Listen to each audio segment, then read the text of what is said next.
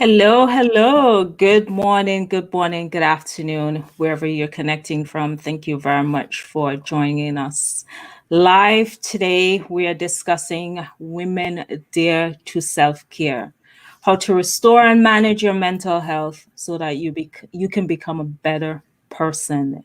Without your mental health, you are nothing. As they say, health is wealth, and we need to be as healthy and the best, basically the best of ourselves to be able to show up in the different areas in our lives. I want to welcome everyone today to another episode of Women Making an Impact Live.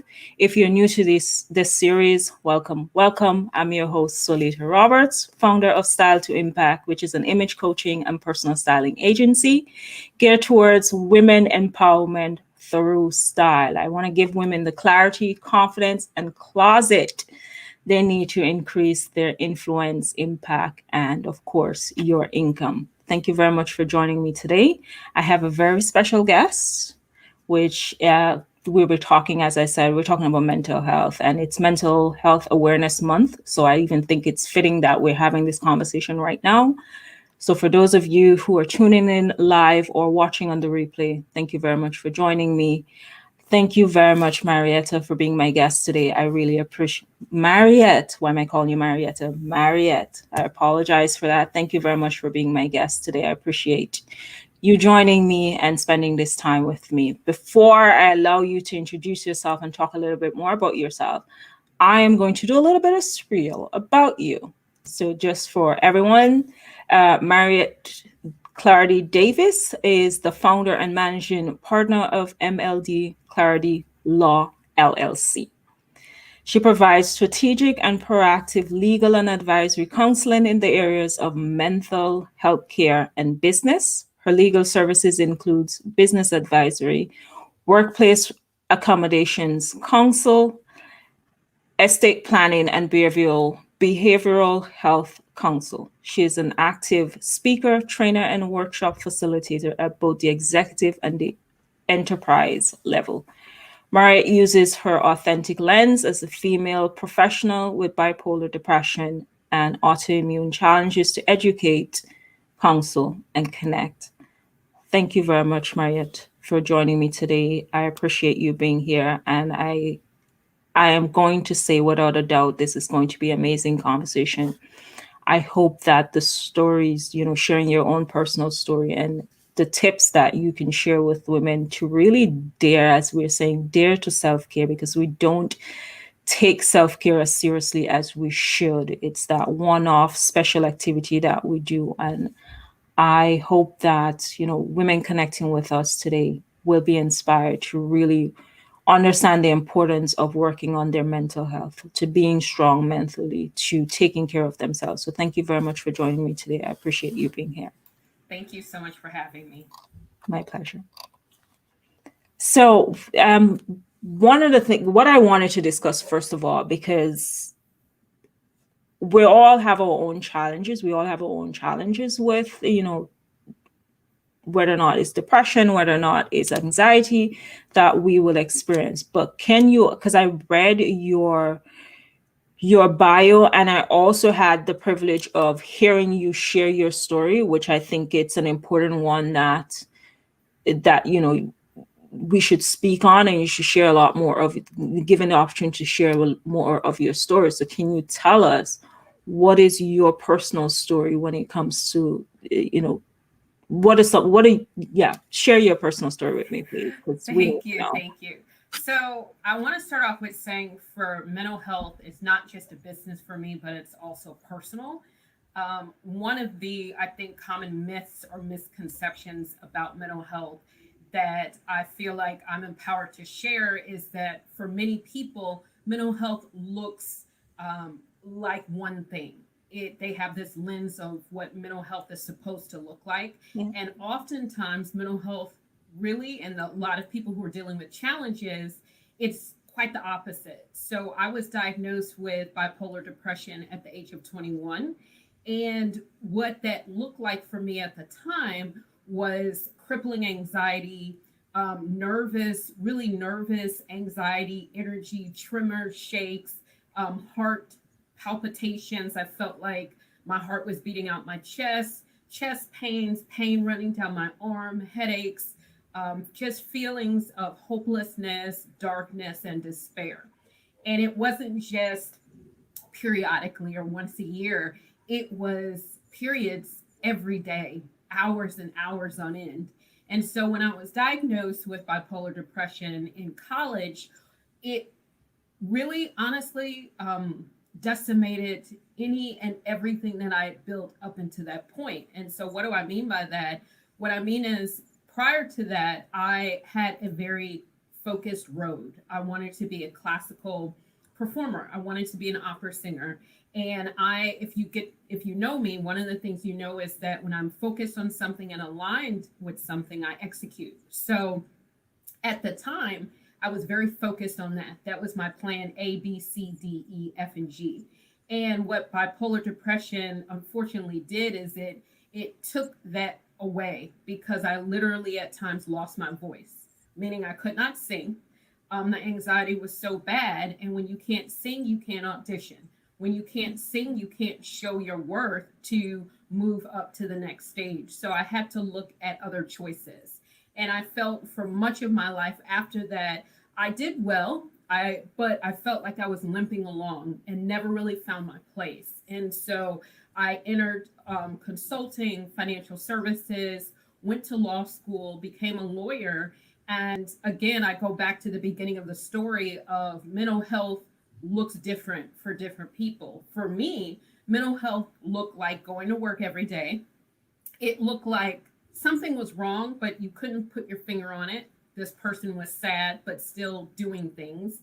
It looked like participating in many activities. It looked like spending time with my family. It looked like doing dance competitions. I was involved in salsa, skeet shooting, any and every activity I could find. And the on the outside, it looked like I was okay. I was doing what everyone said I should do. I was in therapy, on medication, but inside I was suffering. I was really challenged. I would go home, I would lock myself in my room most weekends, and just I was a zombie. I didn't want to leave the house unless I absolutely had to. And I would go from that state to what I call the performance state, and then back to that state, and then the performance state. So I spent my life, decades of my life, going from feeling like I had to be on stage to the real me, which was just feeling absolutely depleted most of the time. Wow, wow, that's powerful. What I wanted to know as well, it's were there like signs before the diagnosis that was happening, but you didn't really pay attention to it because it's like, okay, this is what happens from, being a young adult working, whatever is it. Were there signs? Were there indicators? So back then, now looking back on it, there were certain signs. I was having challenges with my home life. And I remember in high school, I was in honors classes doing really well. And I didn't wake up to take one of my finals, my midterms. I literally could not get out of bed for days. And unfortunately, it wasn't found out until it was too late, because I was always very self motivated. So I didn't really have a need for my parents to check up on me all the time. Another kind of trigger looking back on it was the feelings of wanting to be isolated. That feeling of, like I said, performance and isolation. And really being more aware of that while I was in college, and feeling just burnout and dragged down, and not feeling like I could replenish myself. I was always this performer. And so having the ability to perform, then take a weekend off, replenish, and then get back out. And it became harder and harder and harder to do that. So that those were the two, I think. The second one was the largest trigger out of most of them. Yeah, and sometimes that's what it's paying attention to those signs, right? Paying attention to, and we always say check up on your strongest friend or family member, because sometimes we look at them, it's like, oh, they got this on the outside. We assume they got it going, have everything handled because they're doing everything. But just taking that moment to ask that person that we think is so strong, like, how are you feeling, what's going on, is so important. And I think sometimes that's where we lose that opportunity to really engage with someone and know what's happening with them. So it's I'm hoping that in when we do ask people, how are you doing today, like we revise that question instead of going, how are you doing today, because our natural instinct is to do the default and say, I'm fine, when Yes. generally we're not. We're not okay, because we kind of like, I can power through this, I can do this. And as you said, you're a performer. So for you, it's like, okay, these are my activities, I'm going to perform. And when I'm done performing them, I'm going to being this person that I am that no one knows of. Do you think it's you did that because of the stigma that comes with it, and that you wanted those around you to not look at you differently, to know that you're still yourself and you can achieve the things that you want to? Do you think that was it? I think it was a bit of like a gumbo, as I would call it. So the first thing is, I remember distinctly those certain members of my family who really meant well, who would say when I was dealing or challenged during that time, you don't want to tell everyone you have bipolar, because at that point I was like, okay, now I know what's wrong. So now I can tell people, I can be more vocal about it. And I remember people telling me, even outside of my family, well, you don't want to just start telling people that. So that was number one.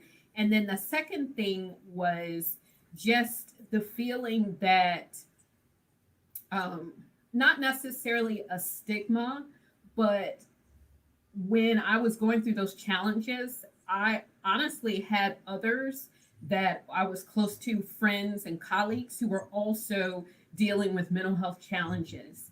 And one of the things that I saw from the outside looking in, observation, Yeah. was that when someone would say, okay, I'm challenged, and they would go through a really dark period, many of their treatment team, at least this is what I perceived based on what happened. There were Okay. a couple of key people in my life who were going through a hard mental health time, and they were asked, their treatment team told them to pull out of school, either pull out of school or stop working or whatever. And for me, I felt like they didn't have a choice. Like it was either stay and suffer or do this. And I remember saying to myself during that time, I don't want that. Like there has to be another choice, but I don't want someone having to tell me it's either this or this. I know that I can push through it, even at the expense of my health, but I don't want to turn into, I remember saying this, I don't want to turn into a statistic because they don't know what to do with me. It's easier for them to say, we'll just pull out. So I think that was the biggest thing for me. Yeah. Yeah, and I think that's unfortunate that we look at mental mental health challenges, and persons experiencing it as a case of and or. It's like, why can't I be both, have this challenge, and at the same time be productive, go to school, become a lawyer? Yes, you may be you're challenged in certain ways in terms of your mobility based on whatever you're experiencing, but at the same time I think it's unfortunate that we always say and I think that's where a lot of women don't want to speak up whenever they're struggling, whenever whether or not you're at home and you find that everything is being you're overwhelmed by everything at home, or you're overwhelmed in the workplace, or you're overwhelmed in your business, because you don't want people to say, oh, well, since you're having this mental challenge, or since you're struggling this way, then you can't be a good mom, or you can't be a good business owner, or you can't be a good whatever, right? And I think that's a misconception that we need to change, because you can be normal, you can have a normal life, even though you're experiencing these challenges. And I don't know. It's just one of those things because like even like last year, I'm like actually now handling and managing my depression and anxiety a lot better now. I remember like there were days I would just have like a panic attack for no reason. Like I wasn't thinking about doing anything strenuous, I wasn't planning anything, but I would have this panic attack where I'm like, okay, I can't breathe. I would have this pain behind my neck. And all I wanted to do was to stay in bed, right? All I wanted to do was just crawl up in bed. But as you said, that performance steps and kick into again. It's like, okay, if I stay on the couch, if I stay in bed, how am I going to be able to build my business or to do this? And I didn't have this conversation with anyone until I got to that point where the thoughts in my head was weird for someone like me. And it's like, okay, no, I need to get help, right? I need to seek out help and try and find someone to help me. Do you think there is a what do you think is that thing that women struggle with asking for help? What do you think about that? I think help can be, I think, a good thing, but a double edged sword. For some people, they may not have the community or the tools to really get the help that they need. So they may reach out for help, and those around them may not have the capacity or the competency to provide them the support. So that becomes, I think, a big issue where people feel like it's just easier for me to keep it to myself. And then I think the other thing is really feeling like you have no other choice. You have to do this, that this is the only way. And I'll just be honest, during a lot of my journey, I didn't really see representations of others who made different choices, who had different tools. I was told that that there were certain paths that you could take. And you take those paths, and it was an either or scenario. So I think for many women, maybe they feel, this is potentially from my own personal experience, but they feel that there is no other way. And so the way that they're going on is the best thing that they could do because it's the only thing that they know. Yeah, that is this art that is sad to hear, right? Because I know seeking help sometimes and not having a community, not having that support system can be difficult. And we don't want people to know that we are struggling in this way, right? We don't want anyone to judge us and to perceive us as being less than. And I think that's where we have to change the narrative. We have to change the way women, we take care of ourselves, right? And not see it as self-care as that, when you have that special moment, it's my birthday, so I'm going to treat myself to a spa day, or it's my anniversary, so I'll do that, or I have a hair appointment every 2 or 3 weeks. It's like once a month, once a week, 3 months, whatever it is. And we look at that just as that's all we can do or what is necessary when it comes to self-care. And I think self-care goes deeper than going to the spa, goes deeper than um, getting our hair done or anything like that. It goes deeper to us having a conversation with ourselves, knowing when we feel overwhelmed, what we should do, what rooms and conversations that we should embrace. What are some of the things that you would have done to manage your mental health struggles that you would have gone through to get you to the place where you're a functioning adult running a business, being successful at what you're doing? What are some of the things that you would have done to help you with that? So I want to take one step back and then I'll answer your question. I think Sure. that one of the big misconceptions is that mental health is a weakness, and it's really a strength, because to have those challenges and still get up and go to work every day, still be able to take care of your family, still be able to pay bills, you know, not wanting to wake up and take a shower, sometimes not even, I'm just going to keep it real, sometimes not taking a shower, but making it out the door and in your car and going to work and still, you know, doing things. It is for me and those that I've worked with and those that I know, it is an ultimate show of strength because it takes so much physical, mental, and emotional capacity to push and pull through. And I think that that's something that a lot of people are missing. But to answer your question, to bridge that, really, it I think that the solution is the being able to see through a different lens. So being able to power and push through is a strength. And I saw that as a strength. But that shouldn't be the only strength. I think that you have to be able to evolve and be strong in different areas. So I was strong in that area, but absolutely weak in areas of mindset, self-compassion, self-worth, self-value.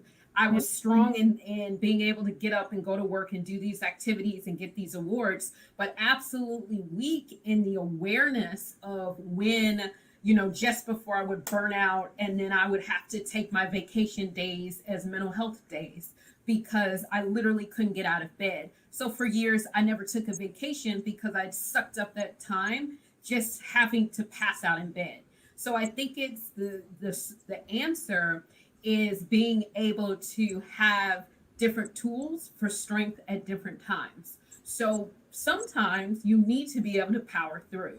And I know that there are people who will say, well, you don't want to have to do that. To be real, I wouldn't be sitting here today if I didn't do that. I Yeah. would be definitely somewhere else. But in addition to that, you have to expand your toolkit. So you have to look at, okay, I have this, but when it comes to self worth, self compassion, that's another tool or another muscle that I need to find out how to build because that leads to, as you were saying earlier, having that awareness of when things are crumbling. Because when you don't care about yourself, your value, and your worth, that awareness doesn't exist.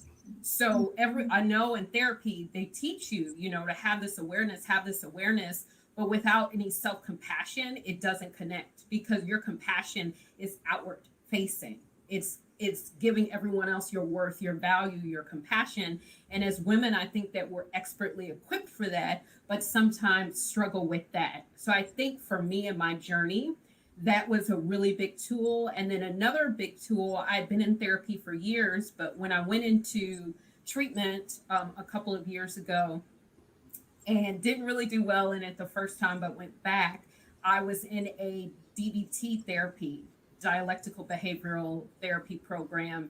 And I learned about things like meditation, mindfulness, emotional regulation.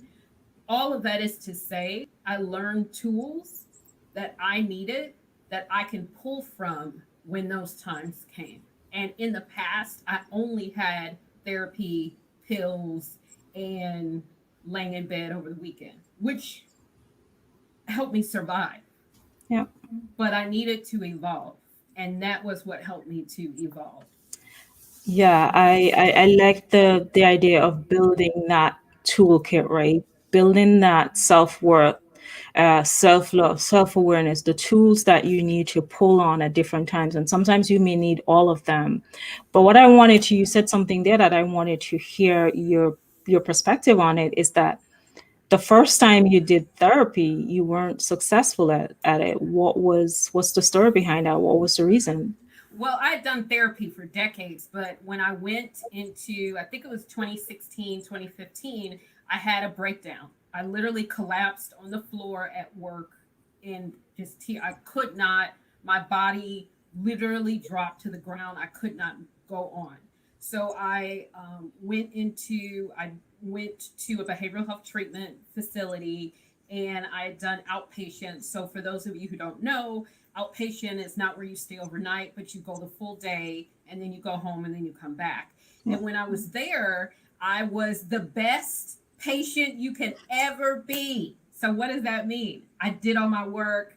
I was the best meditator, best, like we have these workbooks, the best at it. I did all my work, but during every break, I would take out my laptop and I would finish emails. I would return phone calls. I mean, any and everything that I could do to make myself feel like I could still execute outside of this place, I did. And my therapist told me when I first left, I was there for 2 weeks, and she said, "You'll be back." And I was like, "No, I did everything you asked me to. I literally did everything." And she said, "Well, you'll be back because the reason you continue to do the same things, the same actions that brought you here, and those actions will continuously leave you in a loop." And about, I don't remember how many weeks later, I was right back there Wow. because I could not stop. Like I couldn't, it had gotten to the point, honestly, where I couldn't tell who I was from the performance. I always had to be performant. And it wasn't giving me the ability to truly use the tools. And so I had to learn to step off the stage. Yeah, that's actually interesting that you said that, because that was the thought that was going through my mind, is that you looked at but at least this is what I'm getting, looking at performance as I am better than my, my mental struggles. I'm better than this disease. I'm better than, and I'm going to prove that I'm better than that, right? That's what I'm getting from it. And I think sometimes that's what happens. We get into this space, and in this I am better than everything else, right? Like, no, Mm-hmm. look at me doing my job well, look at me showing up in every Zoom call, every meeting, look at me performing and doing great. I am not going to pay attention to what's happening, like my anxiety, my depression, that's just a secondary thing. And I think that's what I'm getting from you, and what your therapist meant is that you, instead of sitting down and focusing and getting the tools and crafting a new way of approaching life, because that's what it is, right? You have to now balance and find and new tools that you can tap into. And in order to do that, you have to spend some time really developing it, right? Am I wrong in my No, you're right. Like I didn't know what it meant to not be on stage. And even though looking back I was doing everything right, everyone knew.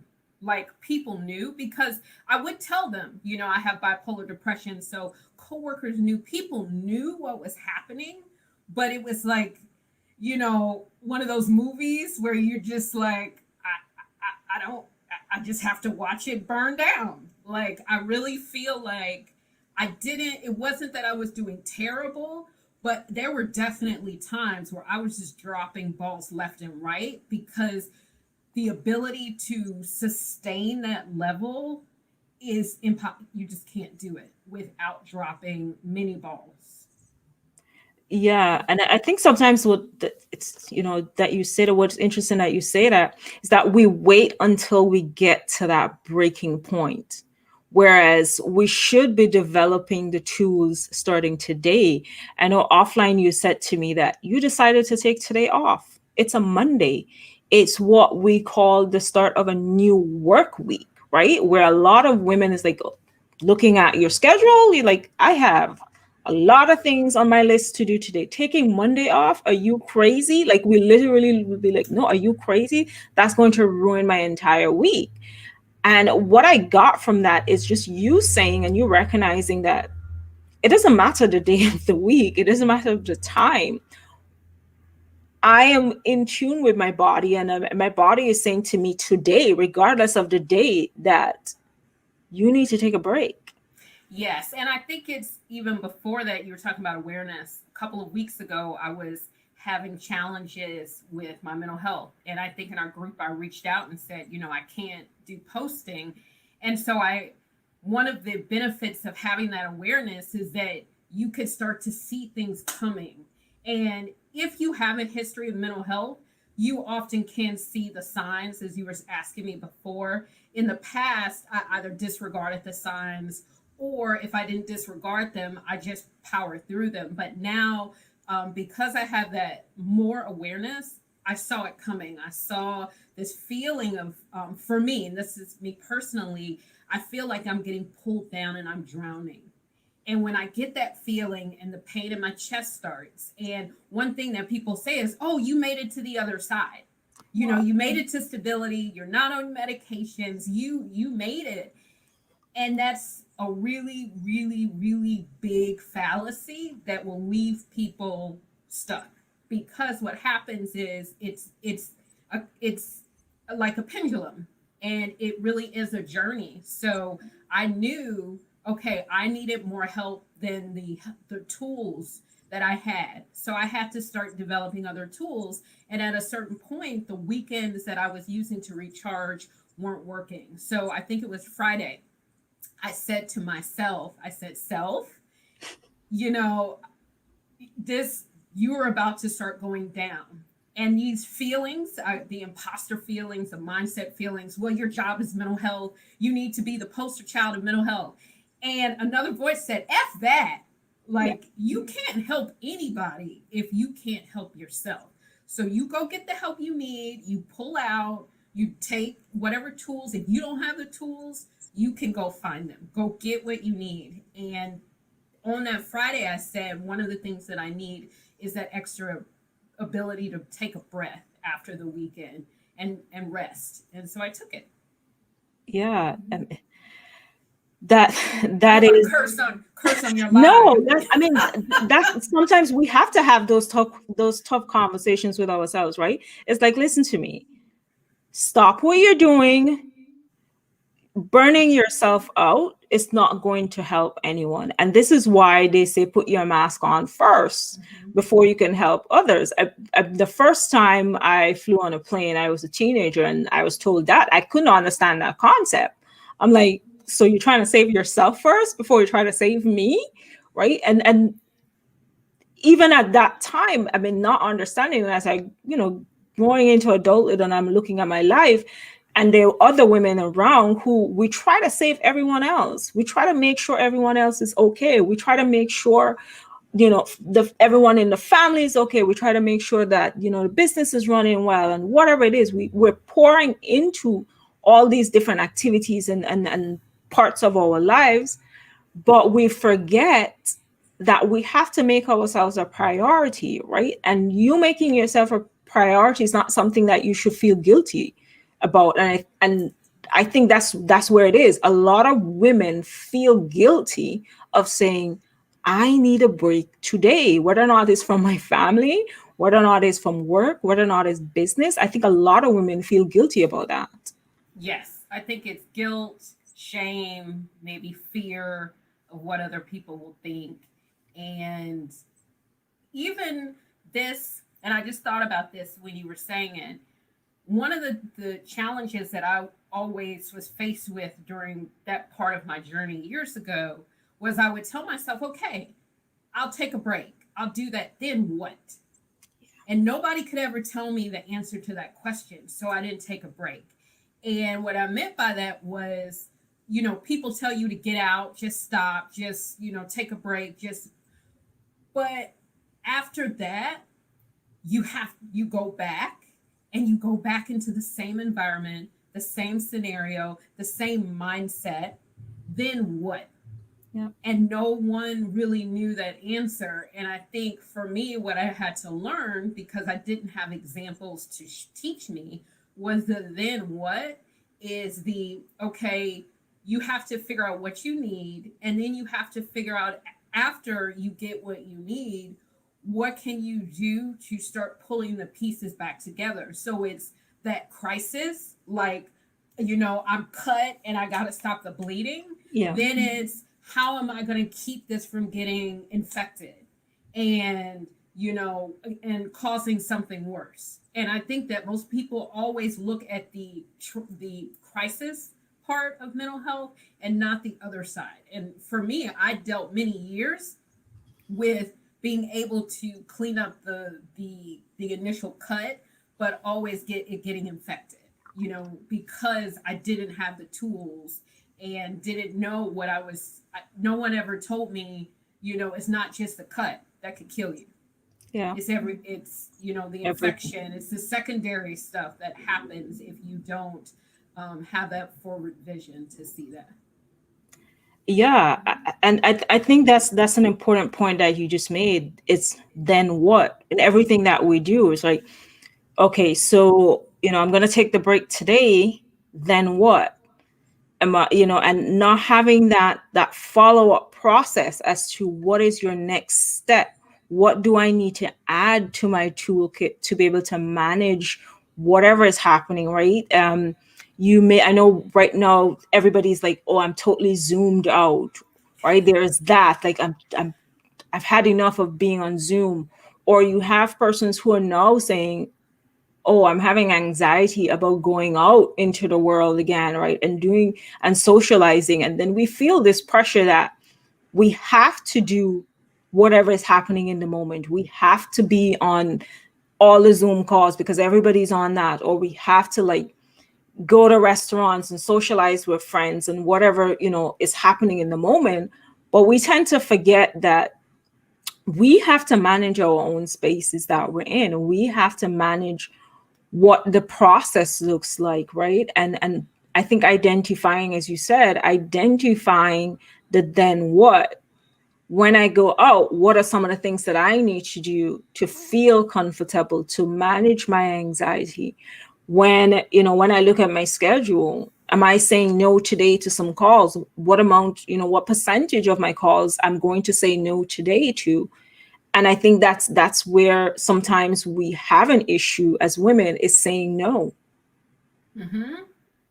And understanding when we say no, that doesn't mean that we are neglecting anything, or it's saying, when you say no to something that's draining you, or that may drain you or may affect you mentally, you're saying yes to yourself, right? Yes. And a lot of women, I think, and I did this, I call it the abracadabra. Okay, I just made that up on the spot. But anyway, so the abracadabra is, okay, I'm going to cancel my meetings if I have 15 of them, but I'm just going to push them all to 2 days from now. Well, that's like, okay, that's not really self care, but okay, because this is then what? So I'm going to, in the crisis, I'm going to, do that. But there's a bigger conversation that people aren't having. 2 days from now, you'll need to take another break Yeah. because maybe it's just too much. It's not the day of the week, it is the things that you're doing and the lack of priorities. And it all comes down, for me, it was choices and consequences. So the constantly saying yes and constantly feeling that inner shame and that I had to do all of these things, as you were saying, to put my face on the world. The consequence of all of that was when it was time for me to really listen to my inner voice and what I needed. As you were saying, listen to what you need. I couldn't hear it. I couldn't I couldn't hear it. And I struggle with that today because I don't even remember when it started. I kept pushing it down and pushing it down and pushing it down. And after a while, you don't even know what it sounds like. And even though I'm at a point in my stability, I'm on a journey now where I'm dealing with some personal development resistance and really listening in. And it's sometimes a struggle. I'm just going to be honest, for me to even hear that voice, because for so long, it was never my voice speaking. It was the should haves and the you need tos and the family and the friends and the legal community and the consulting community or whatever other voices were in my head telling me what and who I was and needed to be.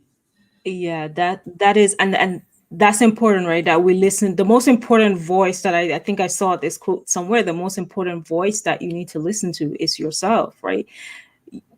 Your voice will tell you whether or not you should go through with this business deal, whether or not you should push through with this business meeting or whatever it is. That's the voice. That's the most important voice. Everyone else will have an opinion as to how you should live your life and how you should pursue your goals.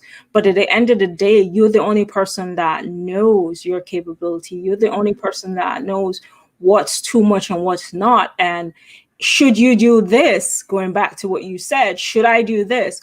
What do I need in my toolkit, right?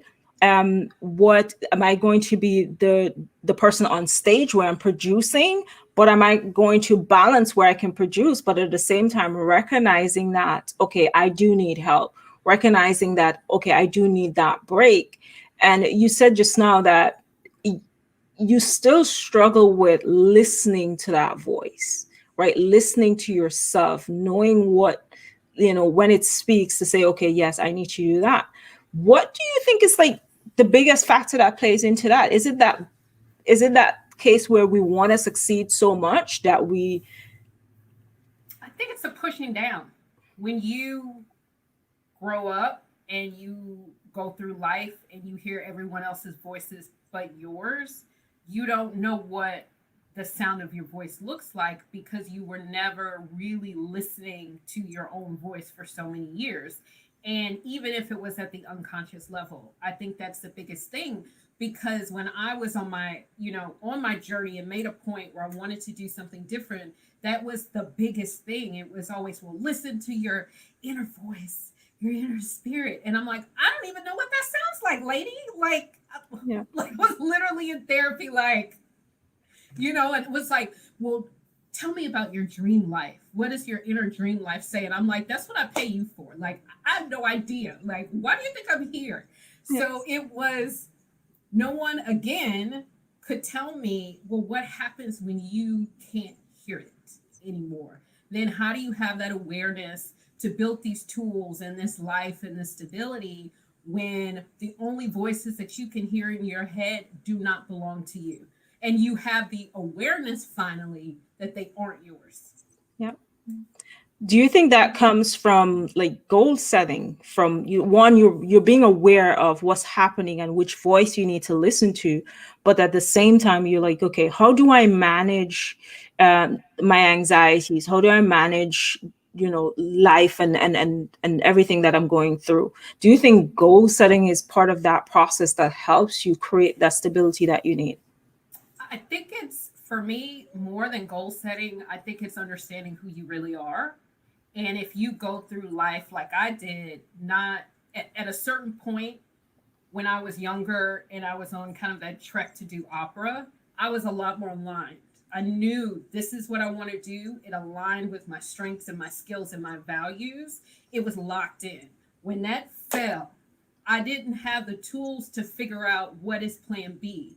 Like, how do you regain that voice and figure out that new alignment? And most people aren't taught those skills in college or in life. So, what ended up happening was I limped along. So, I think that it's about figuring out what you really want, where you are now, and what does that look like. And the difficulty of that is that, and I'm reminded of this story. Someone told me this story.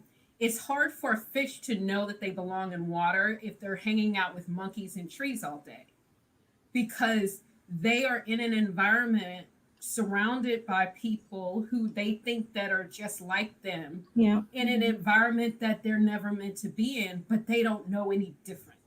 So it's about putting yourself in an environment so that you can even expand your curiosity to figure out who you really are. And I'm personally on that journey.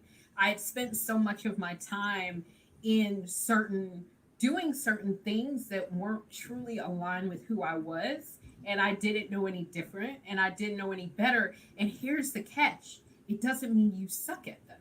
Like, you could actually be pretty decent at them, even if you were never meant to even be there. But I think it's about asking yourself and those hard questions and putting yourself in different environments so that you can start to see what is out there. Like, what if this is not the environment that I'm supposed to be in that will truly make me happy, where I can start listening to my voice?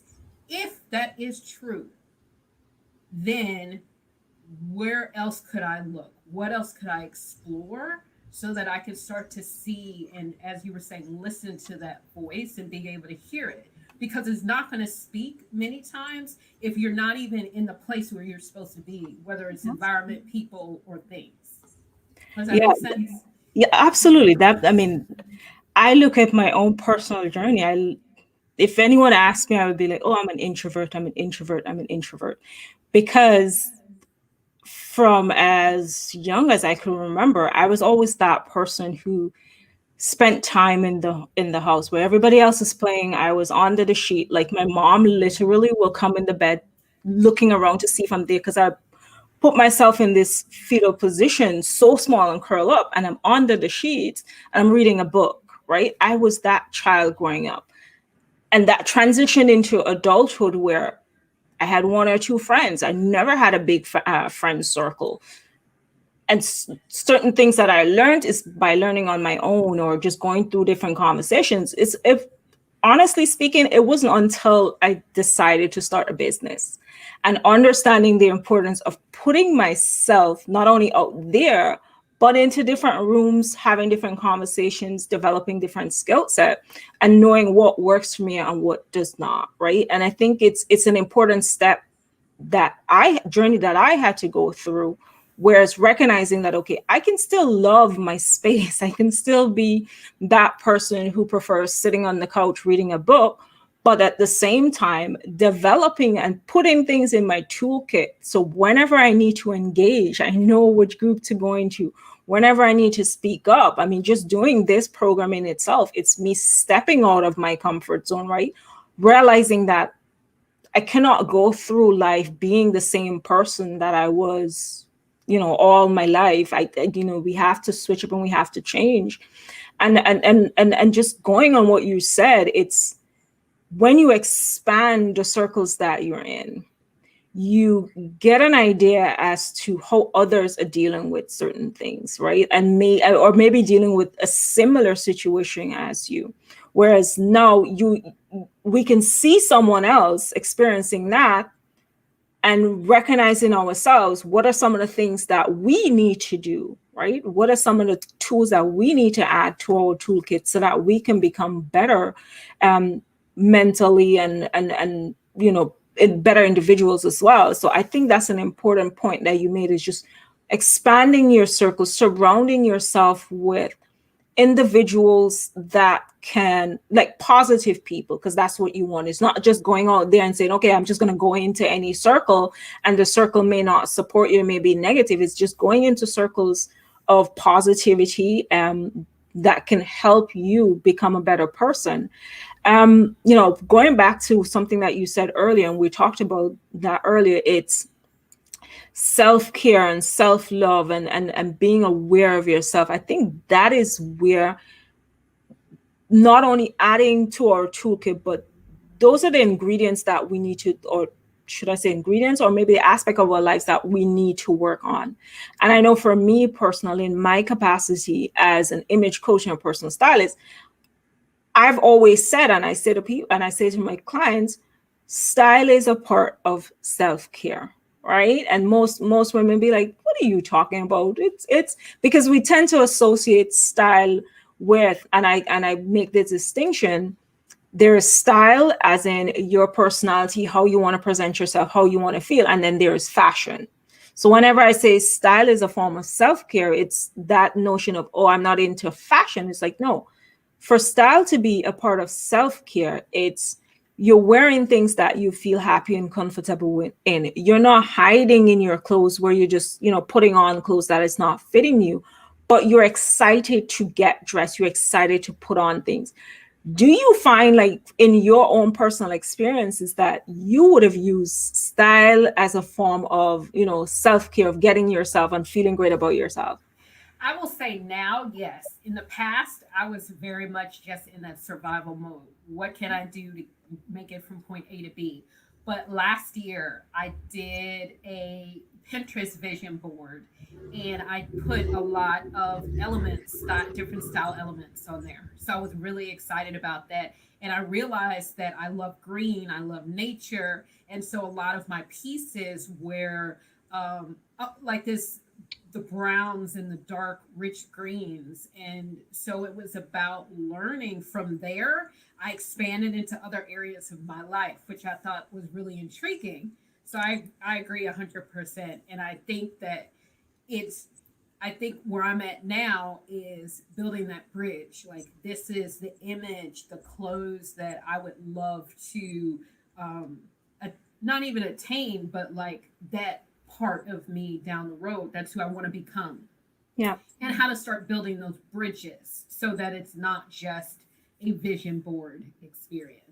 Exactly. It's not, and that's important, right? You did the first step. It's like looking at, okay, how do I want to this woman that I'm becoming, because I'm balancing everything. I'm building my toolkit. How can I expand on who I am, and looking at your style and what you wear is an important aspect of it.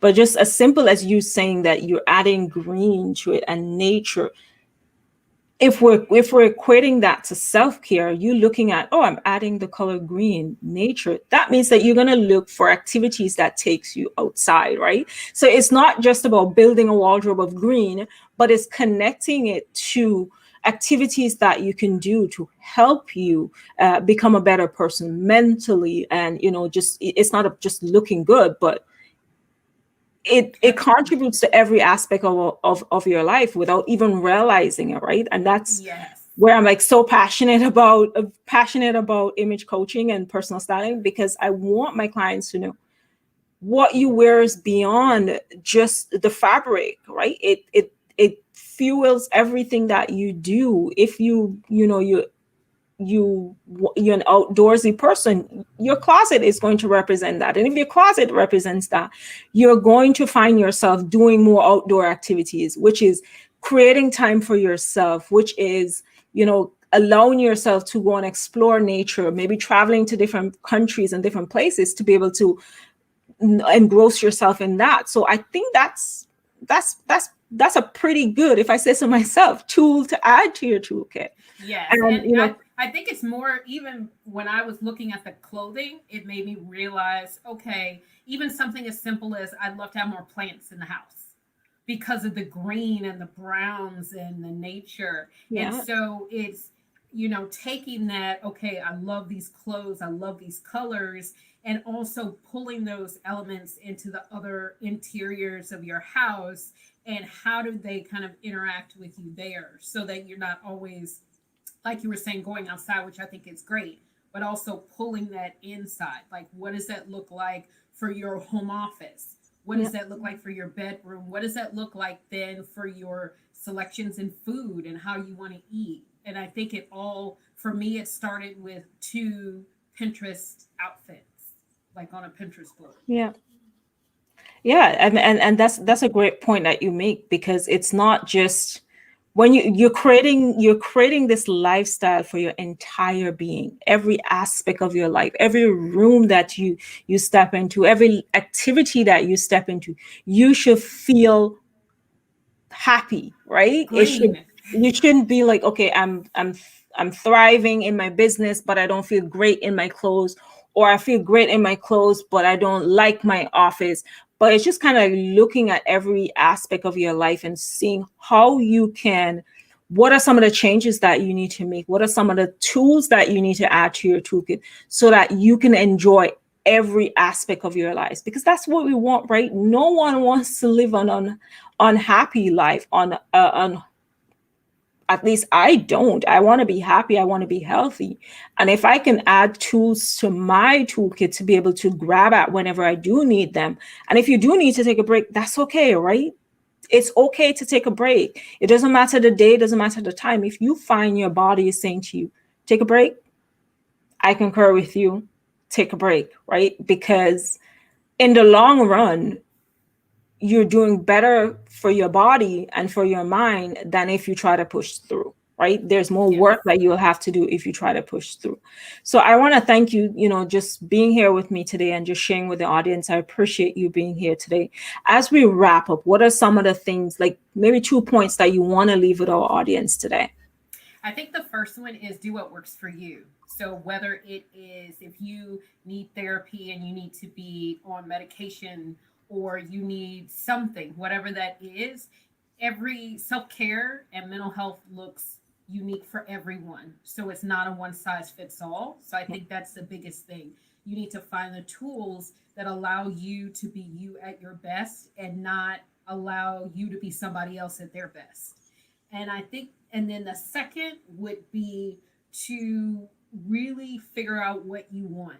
And I know that that's something that I keep bringing up, but what I've learned and what I really have learned in others is most people are living a life that was built by someone else. Yeah. And in order to really get your mental health and your self care, you have to be able to start asking yourself those difficult questions of what is it that you really want.